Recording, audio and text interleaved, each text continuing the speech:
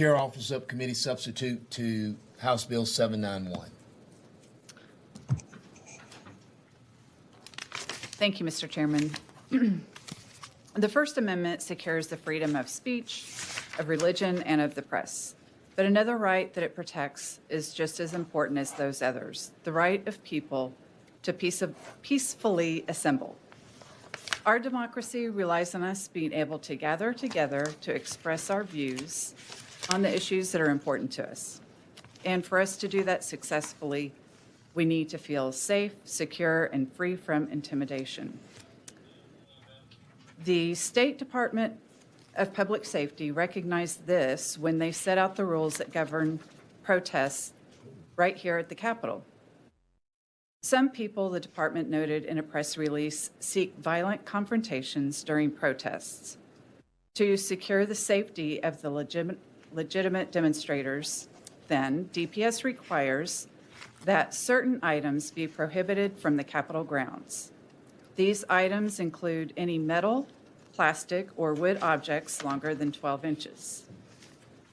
Why would the agency ban long wooden or metal objects?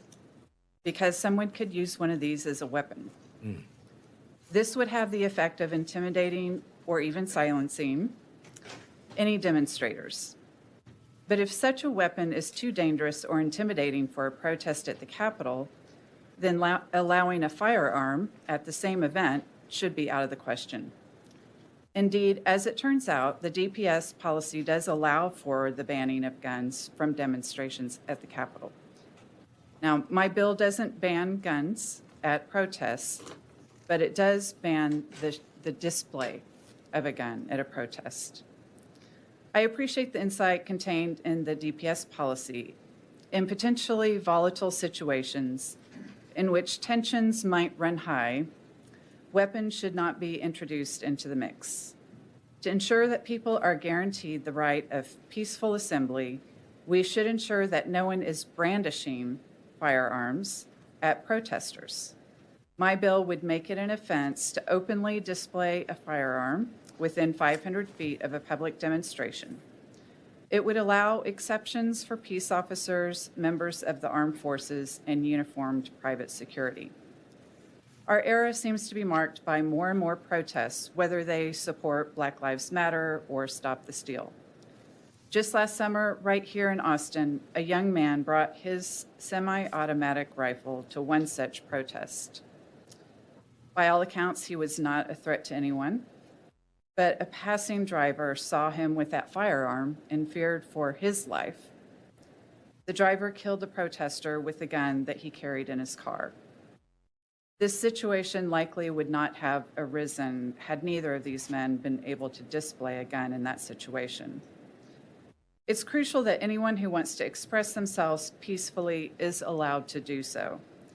The presence of firearms at a demonstration intimidates demonstrators and imposes a chilling effect on free speech.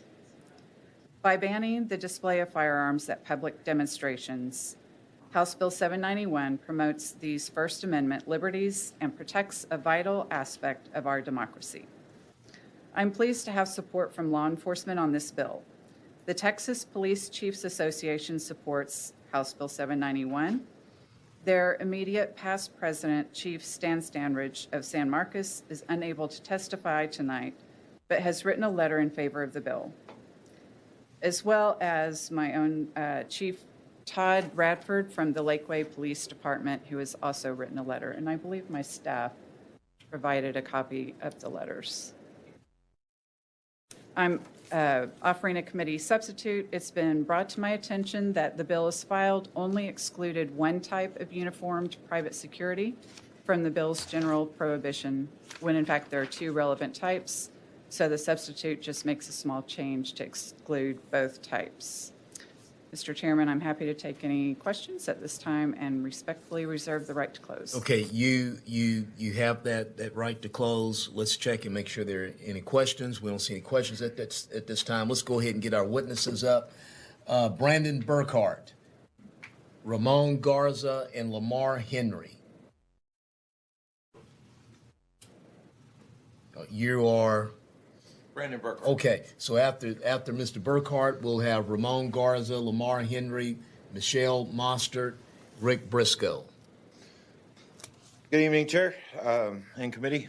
My name is Brandon Burkhart, president of This is Texas Freedom Force, and we are completely opposed to this bill whatsoever. I'll tell you a couple of things. First of all, the reason that the young man that got shot that you were talking about was because they were banging on his car here in Austin, and he felt threatened, and that's why he returned fire from his car. He didn't have the gun on display inside the car. The guy that was on the other side did, but he was not well trained. And for that matter, I'd just like to say, we work on the preservation of Texas history. We're backing Open Carry Texas up here today. We usually work on monuments and stuff like that. We've had frozen water bottles thrown at us.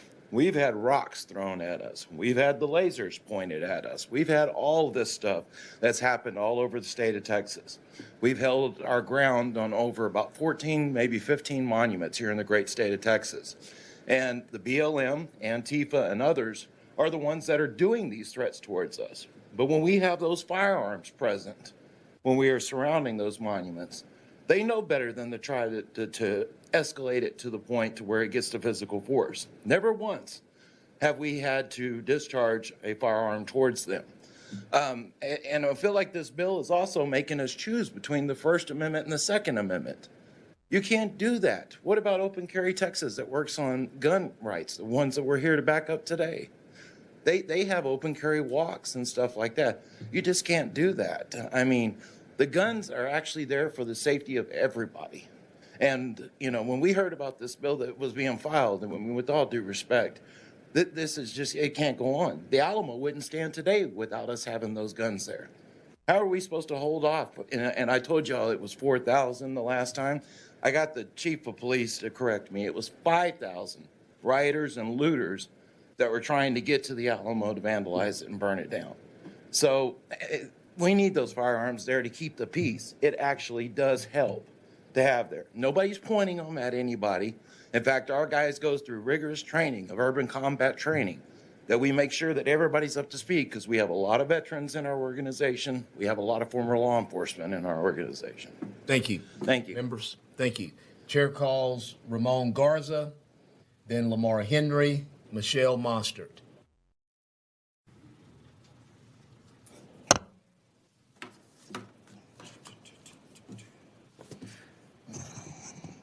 Try to get this down again.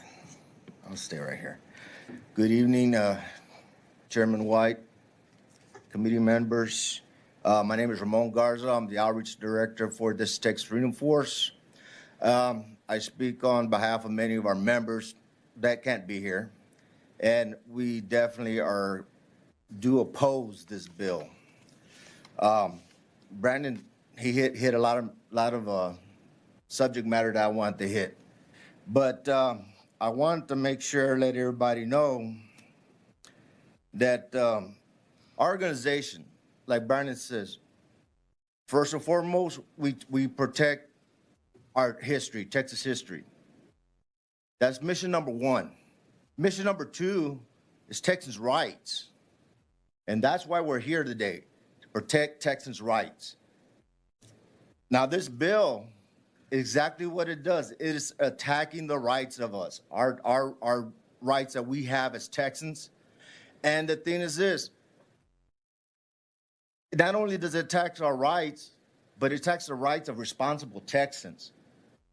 Brandon's actually absolutely correct. And I think the last time we met here, I did make the statement that our members do carry our firearms, not for intimidation, but to protect ourselves.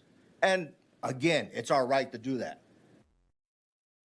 Myself, I'm a veteran. We have another veteran that's here. Many of our members are veterans, male and female, I might add. Law enforcement agencies. You know, I said before, we work well with them. I've never had one law enforcement agency that spoke against us. Whenever we go to have an event, we reach out to law enforcement agencies before we show up.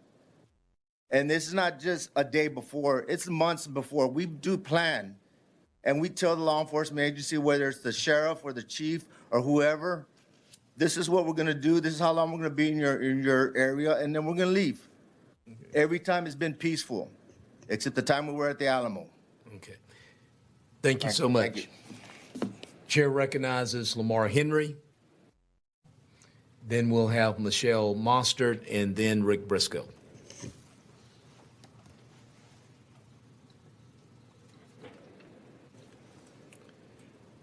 Good morning. My name is Lamar Henry. I'm speaking for myself and also as Vice President of This is Texas Freedom Force. I'm adamantly opposed to this bill. It does nothing to address violent crime. And like others, bills of this kind, gun control bills, it only targets law-abiding citizens. It does nothing to fight crime whatsoever. I've sat here for 12 hours listening to all of this gun control stuff, and it's just the same thing you hear day after day after day. It does nothing to fight crime. It targets law-abiding citizens that have every right to have the guns that they have. You know, and it gets a little bit tiresome to even hear it. The criminal use of long guns, for instance, is pretty minimal, actually, when you look at how many people own guns and how many use them, you know, for hunting or whatever they use them for, you know. And at times when there's an assembly of armed citizens like we do sometimes, it's a proven fact that there is not any violence. Of all of the times that we've ever been at rallies and all this stuff, not one time has there ever been any violence from us or anybody else. And I'll tell you why that is because the presence of our guns actually keeps the peace. If we did not have those guns, there'd be a lot more violence occurring with the people that we encounter, which are the ones that do looting and burning and things like that. But they don't do that much when they encounter us. And we're not using those guns, you know, to be shooting at them. The only time that would ever occur, and it hasn't, would be when we have to use them for self-defense. I guess you could call it an intimidation factor. Well, that's a good thing. It keeps the peace. A lot of times we have pieces to keep the peace. Lamar. That's what it amounts to. Mr. Henry. Yes. Thank you. And members, thank you very much, Mr. Okay. Henry. Thank you. Michelle Mostert, then Rick Briscoe, and Emily Taylor, John Bolgiano, and Dylan Price. Hi, Chair White and the committee. Thank you again. I am very much opposed to this bill. I am one of those that was a protester every Saturday at the Capitol. And if it wasn't for someone like him, we would have been, I'm sure, physically attacked by Antifa and BLM. They would taunt us from across the street. And there were several gentlemen like Brad there that had their guns just on their body. They weren't pointing at anybody. But I'm sure that's the reason they did not do more than what they did. And, you know, as far as seeing news clips on it, you know, media will take a little piece of something and make it this big and turn it into something it wasn't. I never saw anyone get hurt. Nobody got, you know, there was no fist fights, nothing. There may have been some screaming, but that was about it. But I'm sure that those guns had something to do with it. It kept them, you know, kept them at bay. Members. Any questions? Thank you. Thank you very much. Rick Briscoe.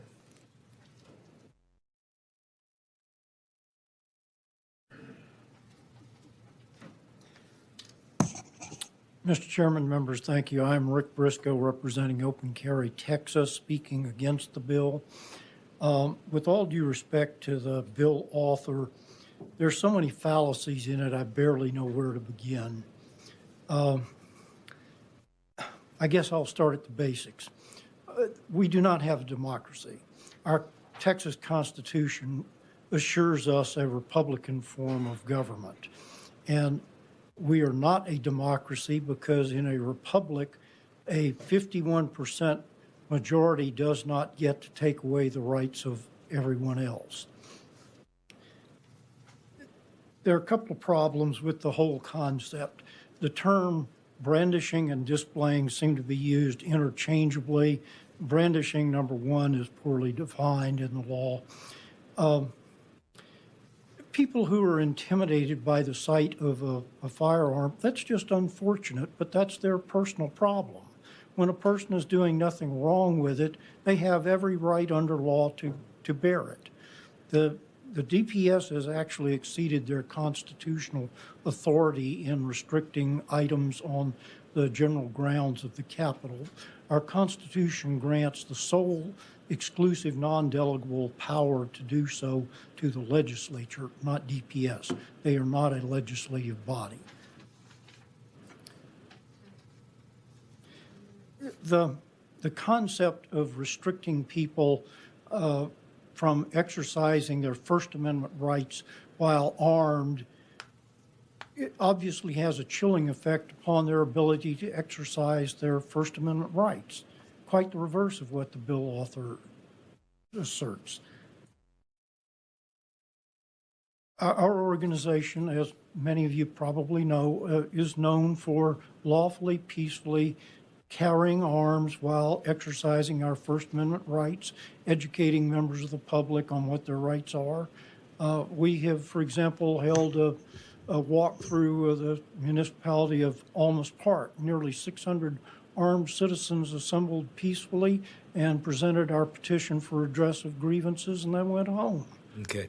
And as such, we must oppose this bill because the restrictions it would impose upon us of the exercise of our rights. Thank you, sir. Members, thank you, Rick. The chair calls Emily Taylor. She's still here.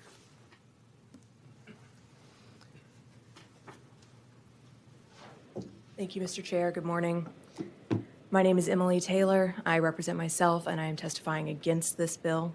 There are several things that are legally problematic in it. One is an overly broad definition of public demonstration. It's defined here as one or more persons essentially doing something to attract the attention of the public. So potentially, the man on the street corner in the tinfoil hat holding up a sign that says "The end is near" has now caused an LTC holder openly carrying his pistol to be charged with a Class B misdemeanor, arrested, convicted, and lose his LTC for up to 7 years.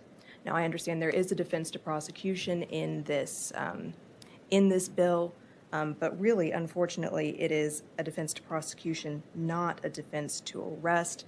And just as a reminder to the committee members, a Class B misdemeanor is punishable by up to 6 months in the county jail, up to a $2,000 fine, or both, plus a loss of your LTC for 7 years, which I think I already mentioned.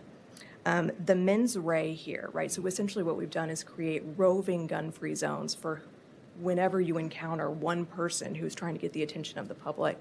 The mens rea here is not intentionally or knowingly put yourself in a public demonstration, but intentionally or knowingly openly carried that weapon.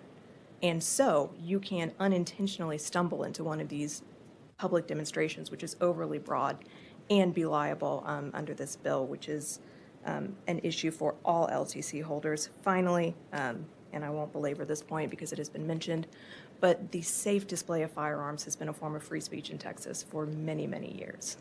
Like flag burning, that offends some people. Offense is not a reason to limit our First Amendment rights. Members, thank you, ma'am. John Bolgiano, and as John is making his way here, we'll have Dylan Price, Gary Zimmerman, Cody Ryan, Kyle Gorko.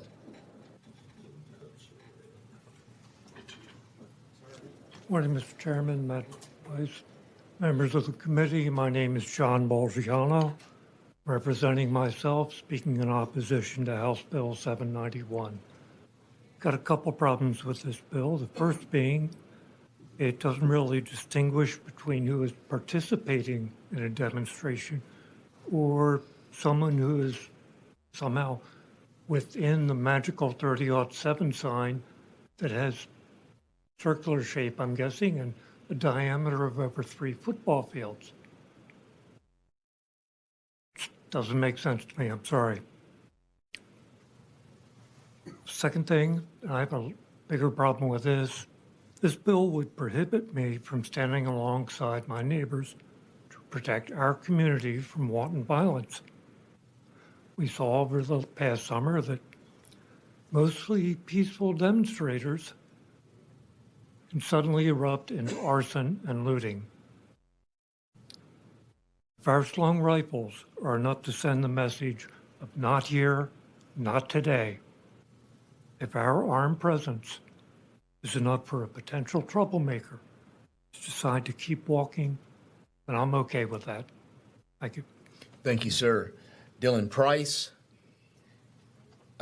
he is registered against House Bill 791. Gary Zimmerman. After Gary Zimmerman, we'll have Cody Ryan, Guy Guarco. My name is Gary Zimmerman. I'm representing myself, and I am against this bill.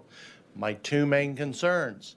Number one, what if there's a demonstration march and they're walking down the front of my house? I have a right to have a gun in my house or on my front yard. I could be sitting out in my front yard enjoying a cup of coffee for morning. Maybe there's a march, a demonstration march marching down my street. If I'm open carrying with my weapon on my side, that's within 500 feet of the street. Am I going to be guilty of this law? That's not right if I'm guilty of a law for me being on my own property, sitting there having a cup of coffee when the march comes marching down the street. That's not right. What if I'm on my motorcycle, open carrying, perfectly legal, driving down the street? DFW, where I'm from, is huge. Austin, San Antonio is huge. Since I'm not from here, I don't really know the area. But what if I'm cruising around, just enjoying the sights, maybe looking for the Capitol or many of the historic sites in Austin, San Antonio, DFW, and I just happen to make a right turn and whoops, there all of a sudden is a demonstration. Am I going to be guilty of the crime because, oops, I took a wrong turn and now there's a demonstration there that I wasn't aware of? That's totally different than if I was intentionally trying to find a demonstration. I'm talking about when I'm driving along, accidentally find one, or maybe they're walking in front of my home. That's the concern I have, because I have a right to be in my home, to protect my home, to sit on the front porch, have a cup of coffee, and sit there with my gun on me on my front porch. I should not be found guilty of a crime just because the march and demonstration's walking down my street. We're going to get you back home for that cup of coffee this morning, bro. Thank you. Okay. And you have a great day. You too. Okay. Cody Ryan is, okay, it's Cody Ryan. Chair calls Cody. He's not here. He registered against. Kyle Guarco. Kyle Guarco registered against. Bradley Hodges. After Bradley Hodges, we'll have Donald Dahl, Marcia Strickler. Brad Hodges against, and self. I'm not feeling the freedom and liberty with this bill. 791 puts claim on access to enumerated individual right for the purpose to create a criminal offense. I respectfully present a point of information for consideration on 791 to the dais, to the chair. Where is the claimed criminal action? 791 acts to cancel foundation principles of Texas independence and sovereignty as enumerated and affirmed and codified in our Bill of Individual Rights. As per Article 1, Section 10 of our Bill of Rights, can the chair make a determination of the hypothesized mens rea of the accused, the guilty mind, the specified nature of the criminality identified, the presumptive harm done thereby, the nature and scope of the injury inflicted, the particular harmed victim so injured, and the remedy therefore demanded? And if not able to specify any of those elements, then why not? I was out front every Saturday for 2 months, assembled 4 free and fair elections and in opposition to the most secure stolen election in history. We policed ourselves for the majority of that time with the help of DPS, with no fracas, okay? Now I'm here assembled again for our free and independent republic and in opposition to demands to cancel our Bill of Individual Rights. I reject the hypothesis behind this bill on the grounds of overt lack of a legitimate lawful authority and on the grounds of malicious intent to cancel our Bill of Rights. That's the real criminal offense taking place before us all. So I'm going to respectfully submit myself for questions to the board as a subject matter expert on exactly what this bill is written about. Members, thank you, sir. Mr. Donald Dahl, then we have Marcia Strickler and Elva Mendoza. Hi, I'm Donald Dahl. I represent myself. I am greatly opposed to this bill. First of all, 500 feet? I mean, I could be walking down the street over here, open carry, and you could have a demonstration up on the steps of the Capitol, and I violated that law, and I may not have even known I violated the law.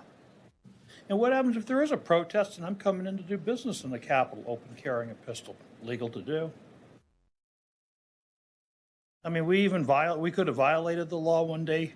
One Saturday, we had about 250 gun owners down here at the Capitol, up here at the North Steps before the COVID tests were out there on one Saturday. Just about everybody open carrying. We would have violated our own law, having our own protest and open carrying at our own protest. I'm sorry, this is just a bad bill. Just, it needs to die. Thank you. Members, thank you. Marcia Strickler, It's a difficult name. or Marcia? It's Marcia. Marcia Strickler. Williamson Okay. County. Okay, yes, Val. Wilco, we the people. Wilco, we the people. Yes, sir. I am opposed to this bill.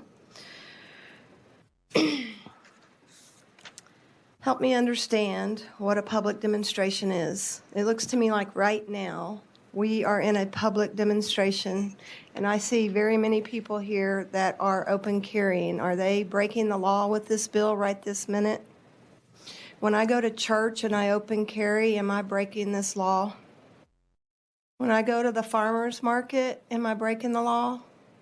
When I go to my rodeo, yes, I'm a rodeo queen. When I open carry in that rodeo, am I breaking the law?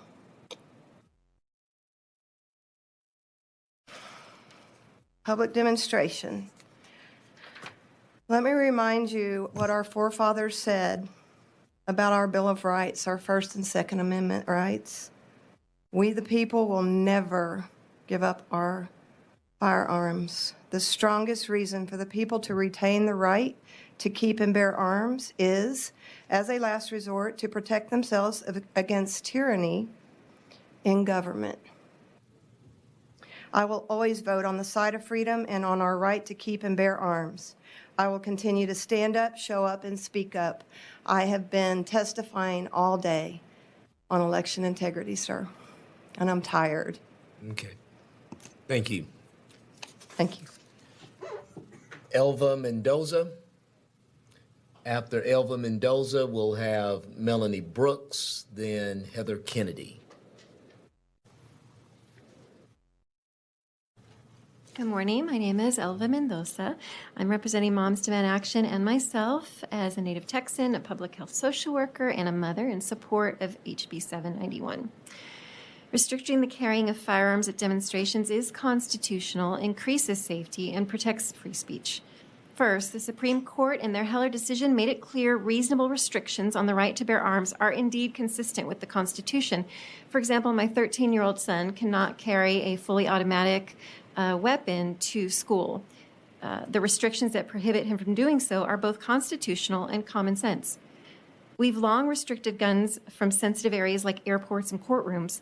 We need to recognize demonstrations or sensitive places due to the potential for conflict. Psychologists have found the mere sight of a weapon, any weapon really, increases human aggression and escalates situations. We're at an extremely divided point in our nation's history. We've seen a rise in hate crimes and violent extremism. I can think of at least 2 separate fatal shootings that occurred during last summer's protests in the wake of the killing of George Floyd. And of course, we saw armed extremists storming the capital of Michigan and even our national capital, resulting in several deaths. The last thing we need living in a powder keg is a match. I cherish and exercise my First Amendment rights. I've spoken in front of this committee, I've organized rallies at this Capitol, and I've attended peaceful marches in Washington, D.C., full of hundreds of thousands of people. I've been proud to bring my 3 young children along with me to many of these rallies and protests, and they've learned that when we see injustice or things that just aren't right, we need to peacefully use our voices to seek a more perfect union. But the increasing presence of armed individuals at protests intent on chilling the speech of others gives me second thoughts about attending demonstrations myself and has convinced me to leave my children at home. As I alluded to earlier, guns intensify violent encounters. Guns have no place at demonstrations, especially not openly carried guns, and other places where passions run high. We've seen people killed that way. Texas has seen way too many gun deaths in recent years, and just today, and they just seem to be getting more numerous as we keep loosening restrictions session after session. Please do the right thing and keep guns away from protests. I thank you, and I want to add just on a personal note, we're hearing a lot about, well, these are, the good guys with guns. These are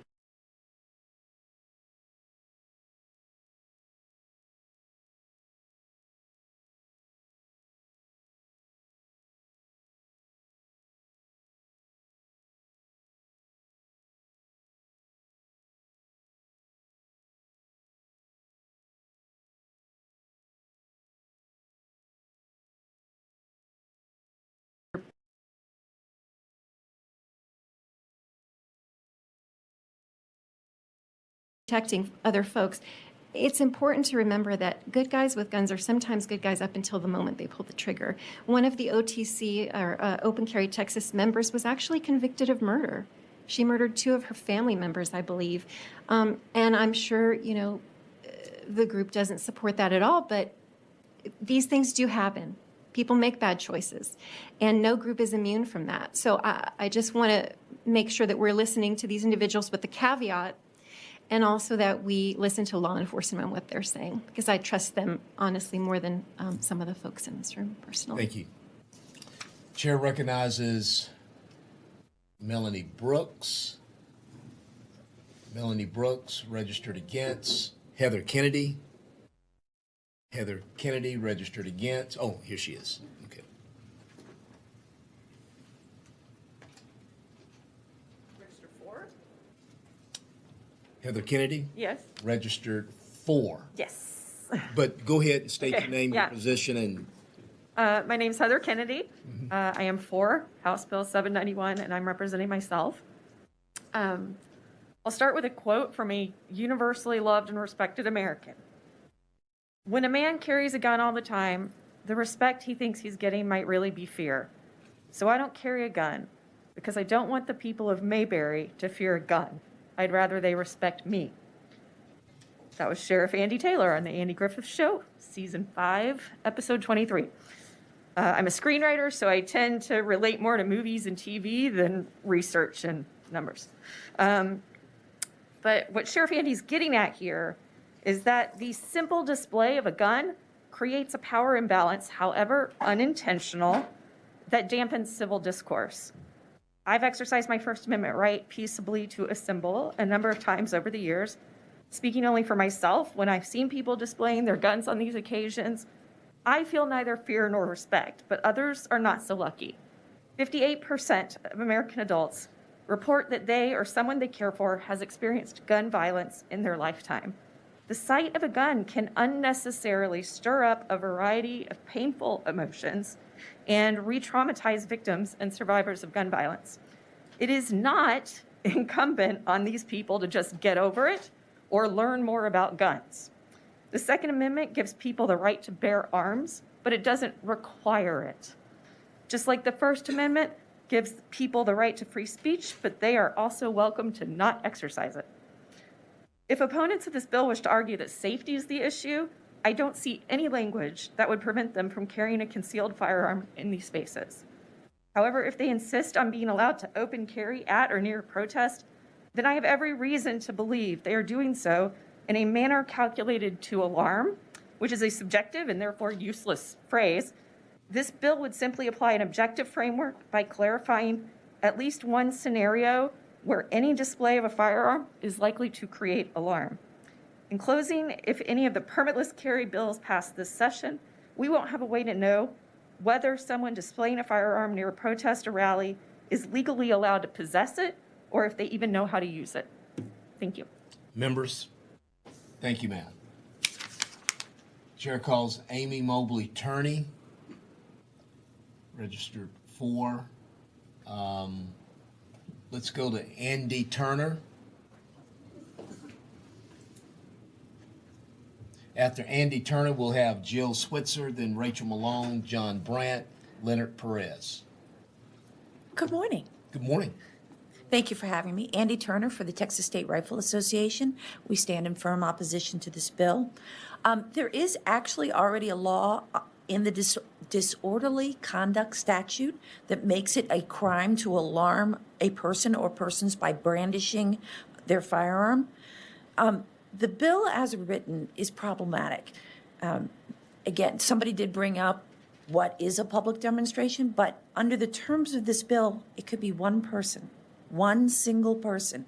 What it says in the bill, one or more persons who are in a public place expressing themselves and could attract attention. So it's kind of hard, and I think that might be difficult for law enforcement, particularly, let's say you're sitting at a patio cafe having your lunch and you've got your gun, you've got your LTC, you've got your gun on your hip, and you're having lunch.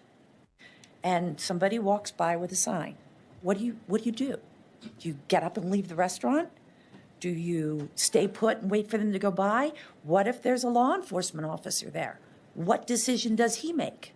It's not very clear. And so then we get into the roving gun-free zones. The bill is very vague and frankly, yes, as was pointed out, it places one constitutional right over the other, and that shouldn't be happening, in my opinion. Members, thank you, ma'am. Thank you. Ms. Switzer, Rachel Malone, John Brandt.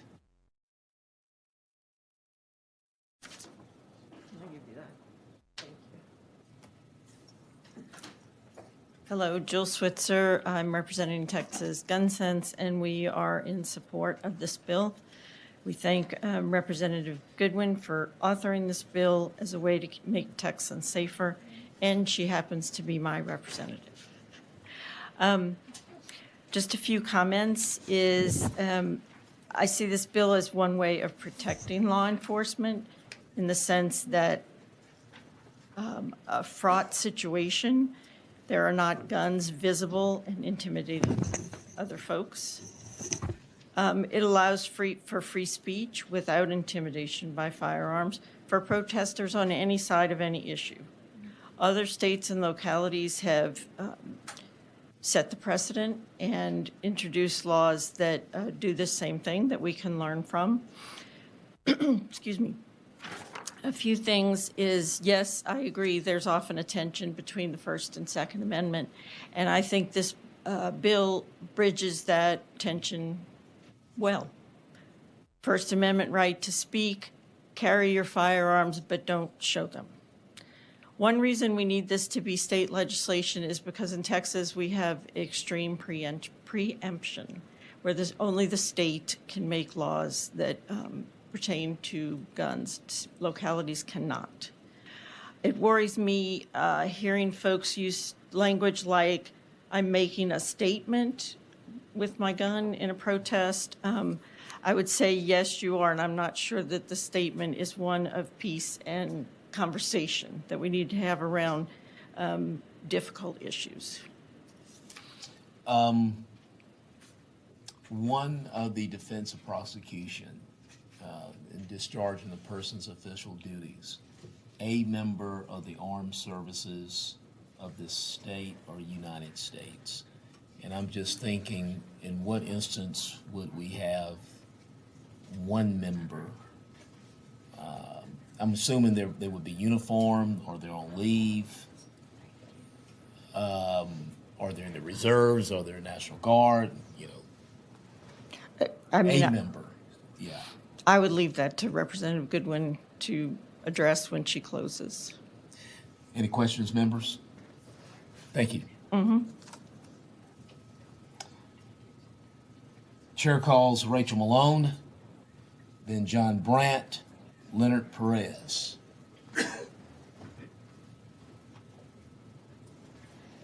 Hello, committee members. My name is Rachel Malone. I represent Gun Owners of America, and we oppose this bill. When I told my members that there was a bill filed that goes so far as to criminalize the display of a firearm when you're within 500 feet, that's over 1.5 football fields, from one person who is expressing her views in a way that is inclined to attract onlookers, they thought I was joking. They were outraged and confused. First of all, where in Austin can you see 500 feet in front of you or all around you? Second, you shouldn't have to choose. There is no inherent conflict between the First Amendment and the Second Amendment.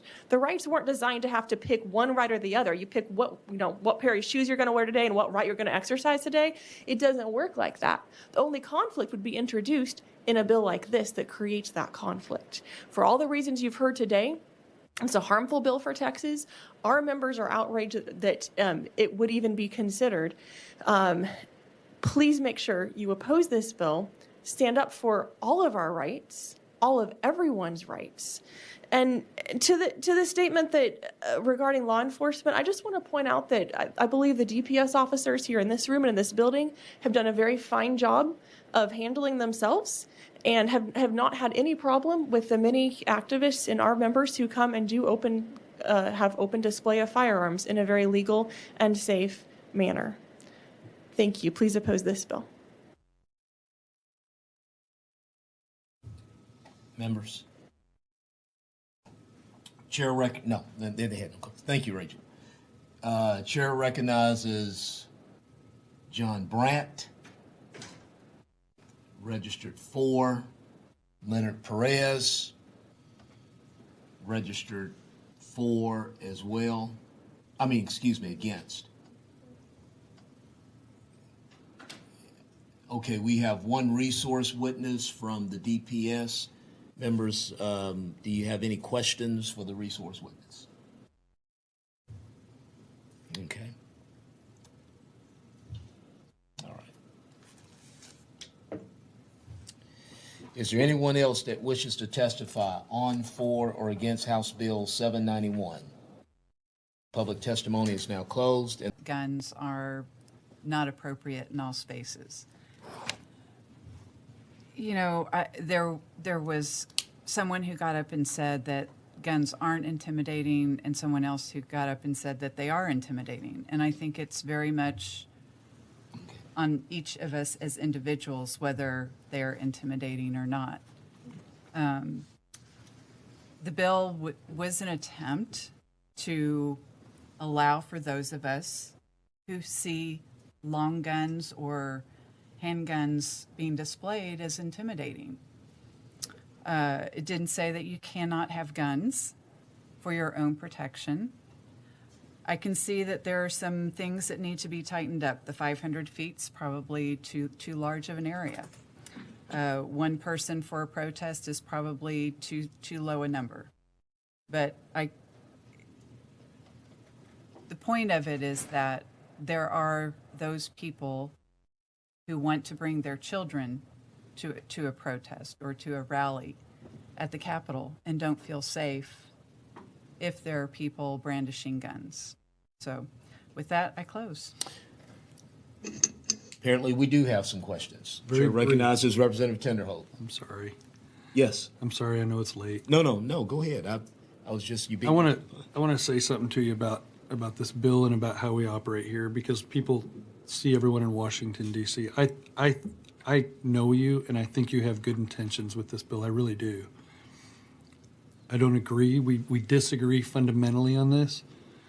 But I want people to know that here in Texas, we don't operate like we do in Washington, D.C. So I'm glad you got to lay out this bill. I fundamentally disagree with it, but people get to see us disagree respectfully with one another. So I appreciate that, and I appreciate the fact that you heard people talk and that you're willing to change the bills. And I wanted to look at you and say this to you, because we're not Washington, D.C., and I'm proud of that, and I'm proud that we can respectfully disagree. So I just wanted to say that out loud to you.